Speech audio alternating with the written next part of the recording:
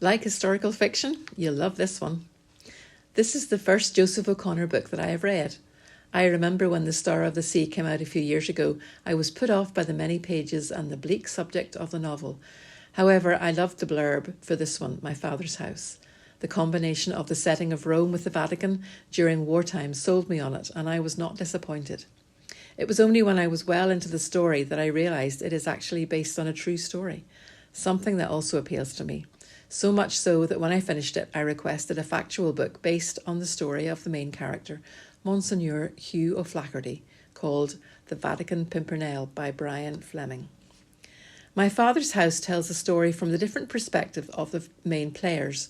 The choir is the code name for the group who mastermind the rescue and harbouring of many escaped prisoners of war in occupied Rome. It was dubbed the Escape Line.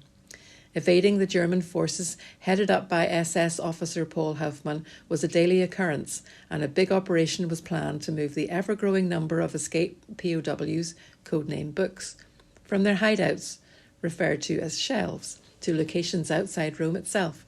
As a book lover, you can appreciate how much I love this analogy. There really was a choir, and it was at rehearsals that the plans were cascaded to each member to be committed to memory. Hoffmann's obsession with the choirmaster himself, Monsignor Hugh O'Flaherty, nearly caused the plans to fail, but what actually happened has become legendary over the years. None so much as in Monsignor O'Flaherty's adopted hometown of Killarney, where there's a statue of him to celebrate and honour the work he did in Rome to save over 6,500 escaped POWs and civilians during World War II. The appeal of the story is enhanced in the telling as the author moves between choir members, a hodgepodge of people from all walks of life, as well as through interviews which were recorded later in 1963 when the BBC programme This Is Your Life focused on him and other members of the group who made the escapes possible.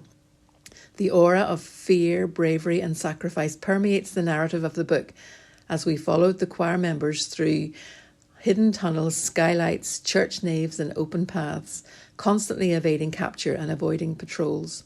It is a tense and harrowing tale at times, but the bravery and determination of those involved is worthy of being immortalised and celebrated by a skilled author such as this. I am pleased to note that this is being lauded as the first in a trilogy based on the Rome escape line, so we'll look forward to the next in the series, The Ghosts of Rome, which is expected in 2025. I've also just found out that it is longlisted for the Walter Scott Prize for Historical Fiction, so watch this space.